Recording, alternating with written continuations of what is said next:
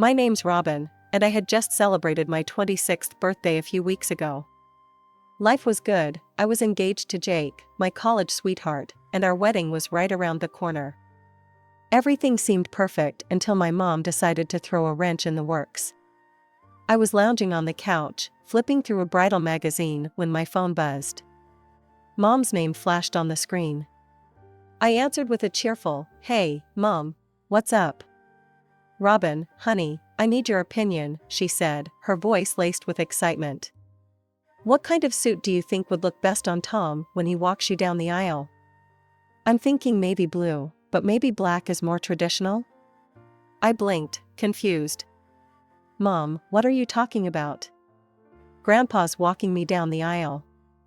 There was a pause on the other end of the line. Then, "What?" "No, Tom's doing it. He's got a teenage daughter, and he wants to practice. You know, to get a feel for when it's her turn." I sat up straight, my magazine forgotten. "Practice?" "Mom, I'm not some dress rehearsal for your boyfriend's future father of the bride moment.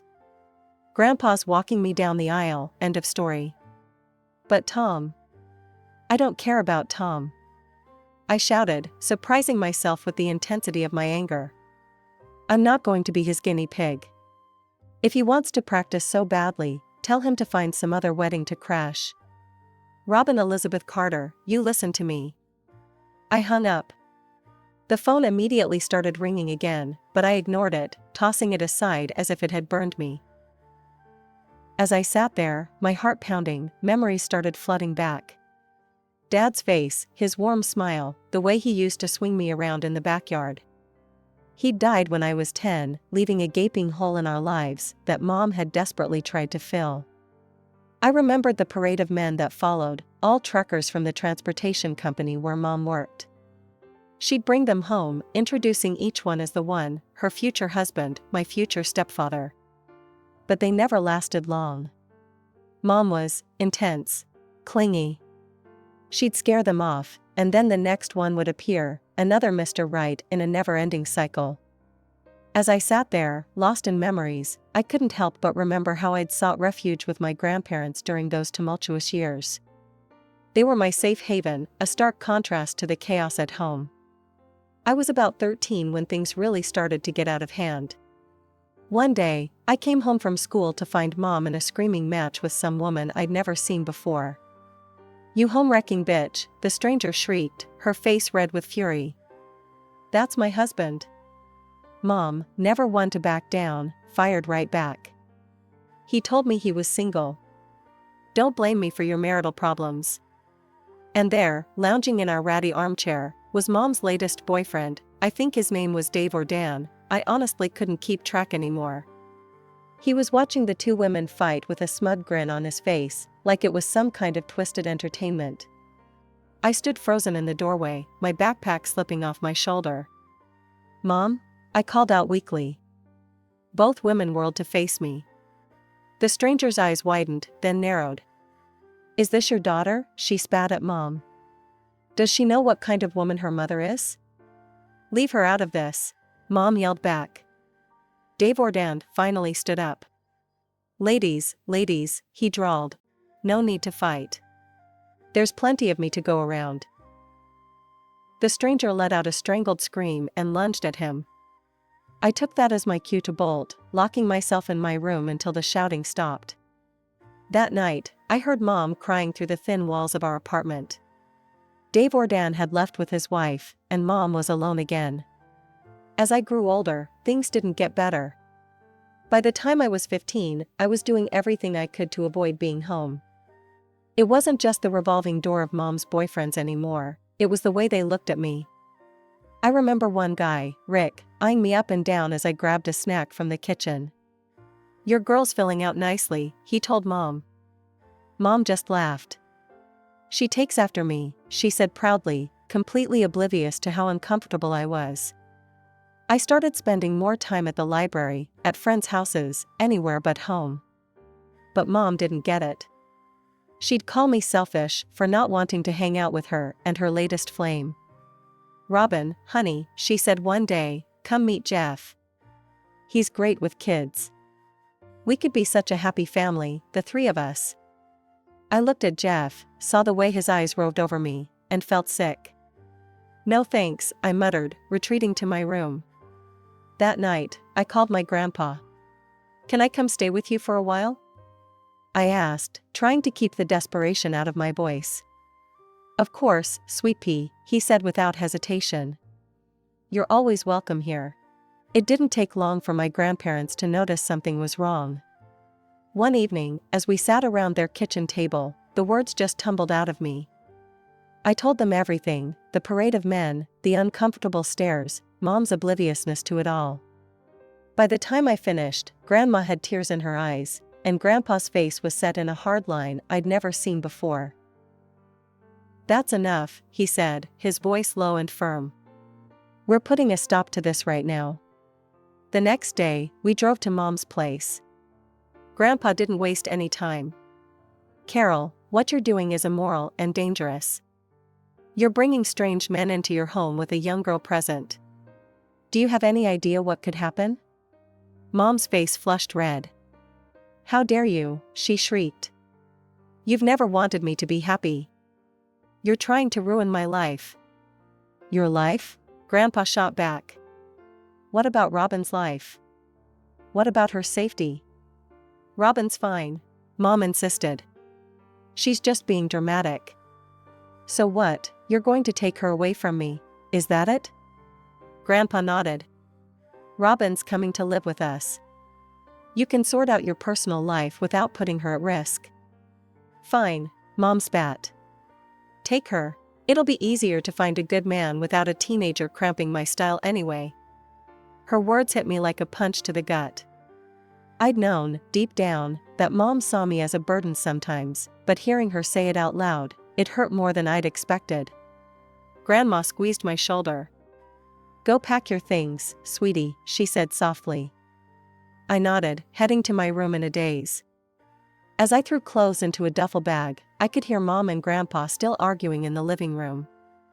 When I came back out, Mom was standing by the door, arms crossed. So this is it, huh, she said. You're choosing them over me? I looked at her, really looked at her, maybe for the first time. She seemed smaller somehow, more fragile. For a moment, I saw the scared, lonely woman behind the brash exterior. I'm choosing me, Mom, I said quietly. I hope someday you'll understand that. She didn't answer, just turned away as I walked out the door with my grandparents. As we drove away, I watched my childhood home disappear in the rearview mirror. I didn't know what the future held, but for the first time in years, I felt safe. Living with my grandparents was like stepping into a different world. Gone were the late-night arguments, the parade of strange men, and the constant tension. Instead, I found myself surrounded by love, stability, and support. I still went to the same school, saw the same friends. But everything felt different. Better. I could focus on my studies without worrying about what, or who, I'd find when I got home. Mom was Mom.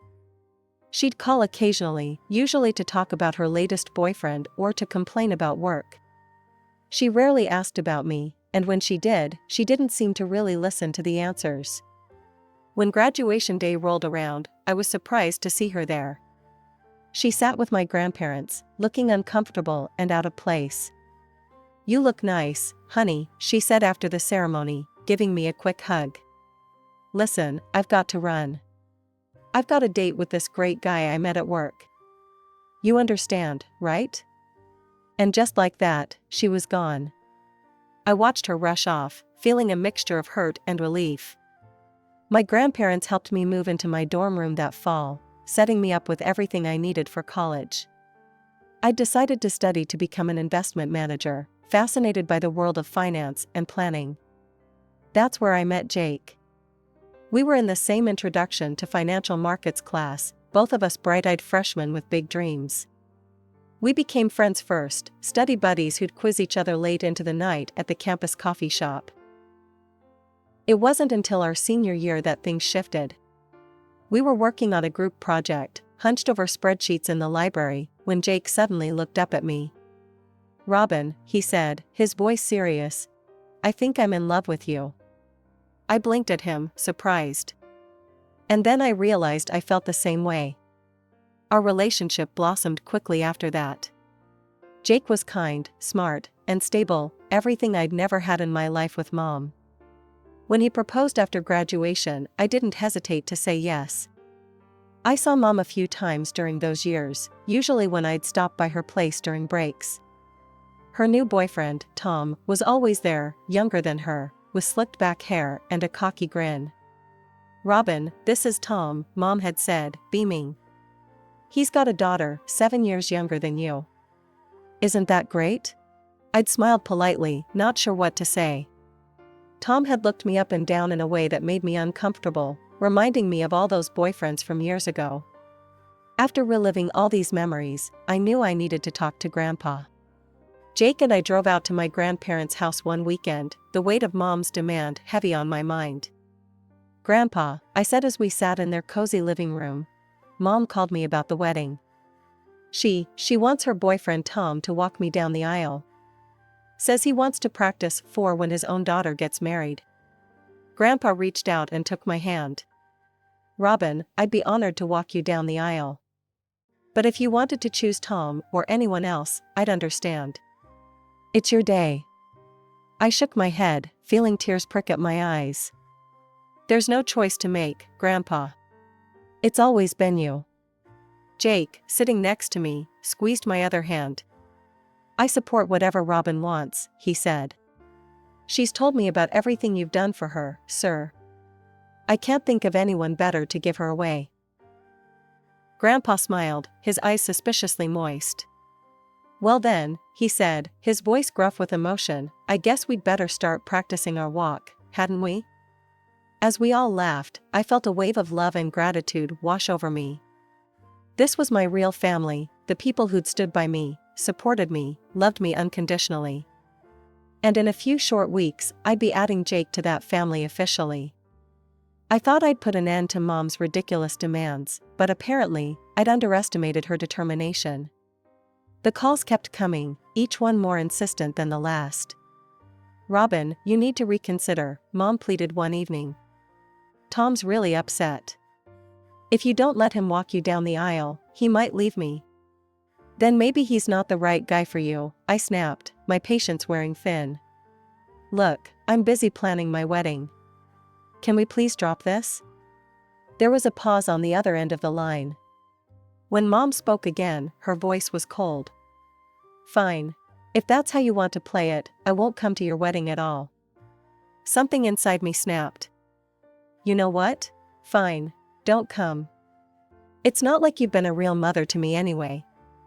I hung up before she could respond, my hands shaking. Part of me felt guilty for lashing out, but a bigger part felt relieved. Like I'd finally said what I'd been holding back for years.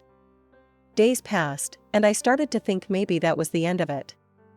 Maybe Mom had finally gotten the message. I threw myself into wedding planning, grateful for the distraction. But then, about a week later, I was at work when my boss, Mr. Johnson, called me into his office. As soon as I walked in, I knew something was wrong. Mom was there, mascara streaking down her face, with Tom hovering behind her like a bodyguard. "Robin," Mom cried, throwing herself at me. "How could you be so cruel to your own mother?" I stood frozen, completely blindsided. "Mom, what are you doing here?" She turned to Mr. Johnson, who was watching the scene with wide eyes. "Mr. Johnson, you have to talk some sense into her. She's breaking her poor mother's heart." Mr. Johnson stammered, clearly out of his depth. Mom barreled on, gesturing wildly between herself and Tom. "She won't let her parents walk her down the aisle at her wedding. Can you believe it? After everything we've done for her. Please, make her listen to reason." Before anyone could say anything else, Mom grabbed Tom's arm and stormed out of the office, slamming the door behind her. The silence that followed was deafening. Mr. Johnson leaned back in his chair, his expression a mix of concern and curiosity. "Robin, I think you owe me an explanation.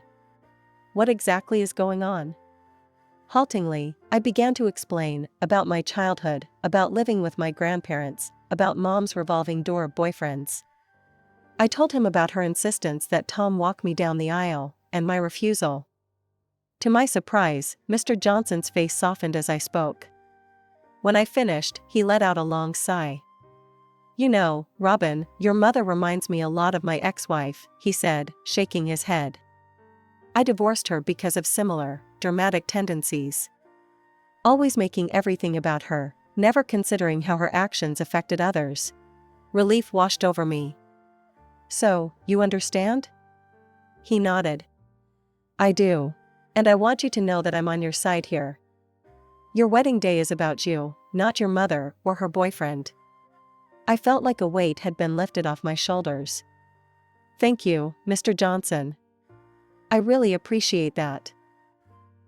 However, he continued, his tone turning serious, "We can't have scenes like this at the office. It's unprofessional and disruptive. I need you to handle this situation, Robin. Make sure it doesn't happen again." As I left Mr. Johnson's office, relief gave way to anger. How dare Mom show up at my workplace like that? She could have cost me my job. My first stop was the security desk. I explained the situation to Dave, the head of security, showing him a picture of Mom and Tom on my phone. "These two are not to be allowed in the building under any circumstances," I said firmly. "If they show up, please call the police immediately." Back at my desk, I opened my email, my fingers flying over the keyboard as I typed out a message to Mom. "Mom, your behavior today was completely unacceptable. You had no right to show up at my workplace and cause a scene. You could have jeopardized my career with your selfish actions. I've tried to be patient with you, tried to explain my feelings, but you refused to listen. So let me be crystal clear, you are no longer invited to my wedding. Neither is Tom. I'm asking you, no, I'm telling you, to stay away from me. Don't call, don't email, don't show up at my work or my home. If you can't respect my boundaries, I'll have no choice but to take legal action. Robin." I hit send before I could second guess myself, then sat back, feeling drained but oddly liberated. That evening, I told Jake what had happened. He wrapped me in a tight hug. "I'm so sorry you had to go through that," he said. "But I'm proud of you for standing up for yourself." We called my grandparents and Jake's parents, explaining the situation. To my relief, they all supported my decision. As Jake and I went through our wedding guest list that night, crossing off Mom and Tom's names, I felt a mix of sadness and relief. Our wedding would be smaller now, but it would be filled with people who truly loved and supported us. "Are you okay?" Jake asked, squeezing my hand. I looked at him, at the love and concern in his eyes, and felt a wave of gratitude wash over me. "Yeah," I said, squeezing back. "I really am. And I meant it." For the first time in a long time, I felt like I was taking control of my life, setting boundaries, and surrounding myself with people who genuinely cared about me. It wasn't how I'd imagined my wedding planning would go, but somehow, it felt right. The day I'd dreamed of for so long had finally arrived. I stood at the chapel doors, my heart fluttering with excitement. Grandpa, dapper in his tuxedo, squeezed my hand reassuringly. The music swelled, and we took our first step. But before we could even enter the chapel, a shrill voice cut through the air. "Stop right there." Mom came barreling down the aisle, Tom hot on her heels. She jabbed a finger at Grandpa. "You, move aside. Tom's walking Robin down the aisle." I couldn't believe it. After everything, she was still trying to make my wedding about her. "Mom, what are you doing here? You weren't invited. Please leave. Now." Mom's face crumpled, and the waterworks started. I'd seen this act too many times to be fooled. "How can you be so cruel? I raised you. I loved you after your father died." Grandpa, who had been silent until now, spoke up. "Carol, that's enough. Everyone here knows the truth about who really raised Robin." I glanced around at our guests. Their faces showed a mix of shock, sympathy, and, was that a hint of amusement? Clearly, Mom's theatrics weren't winning her any fans. Mom must have noticed too, because her tactics suddenly changed. "Fine," she spat. "I don't need you, Robin. I have Tom. He appreciates me, unlike you. You've always been stupid and arrogant. I disown you." Before I could respond, Grandpa cut in, his voice cold. "Well, Carol, if that's how you feel, then I have something to say too. You're no longer welcome in my house, yes, my house. And I'm writing you out of my will." The change in Tom's demeanor was instant and almost comical. He paled, taking a step back from Mom. Carol. Sorry, but I didn't sign up for all this drama. Plus, without the house and inheritance, well, let's just say, I think I'd be better off finding a younger girlfriend. We're done." Mom's face contorted with rage. She let out a wordless scream, grabbing at her hair. "You're all against me. How dare you? I'll show you." Before she could finish her threat, 2 police officers who had been quietly called by one of the guests appeared at her side. "Ma'am, I'm going to have to ask you to come with us," one of them said firmly. As they led Mom away, her shouts echoing through the chapel, I felt a strange mix of emotions, relief, sadness, and oddly enough, a bit of pity. This was rock bottom for her, and part of me hoped it might finally be the wake-up call she needed. 30 minutes later, after I'd had a chance to touch up my makeup and calm my nerves, I once again stood at the chapel doors with Grandpa. As we walked down the aisle, I saw Jake waiting for me at the altar, his face full of love and concern. Our eyes met, and suddenly, all the drama of the past hour faded away.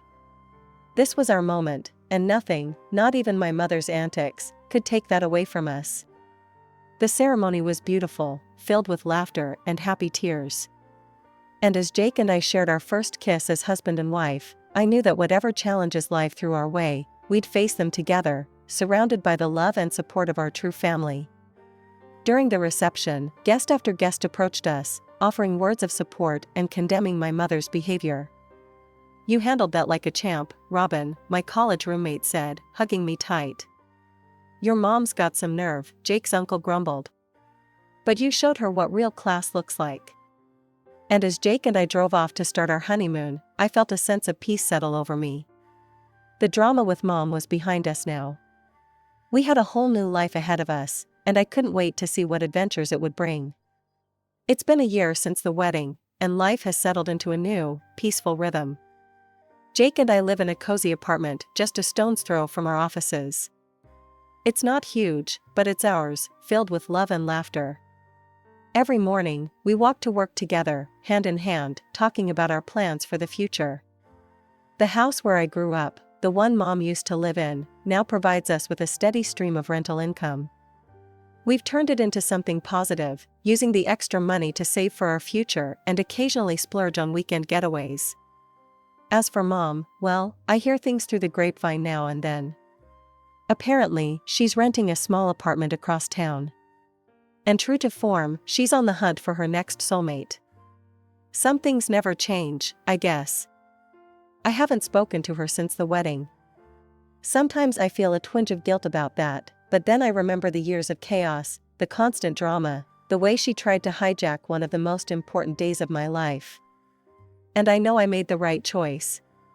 One sunny Saturday morning, as Jake and I are having breakfast on our tiny balcony, he asks, "Do you ever think about reaching out to your mom?" I take a sip of coffee, considering the question. Sometimes, I admit. But then I remember how peaceful our life is now, how drama-free. And I'm not ready to risk that. Jake nods, understanding. "You know I'll support whatever you decide, right?" I smile, reaching across the table to squeeze his hand. "I know. And that means everything to me." Later that day, we're walking through the park when we pass a mother and daughter having a picnic. They're laughing, heads close together, sharing some private joke. For a moment, I feel a pang of what might have been. But then I think about Grandma and Grandpa, who call every Sunday without fail. I think about Jake's parents, who have embraced me as a daughter. I think about our friends, who rallied around us during the wedding fiasco and have been our rock ever since. I realize that family isn't always about blood. It's about the people who stand by you, who support you, who love you unconditionally. And by that measure, I'm rich beyond my wildest dreams.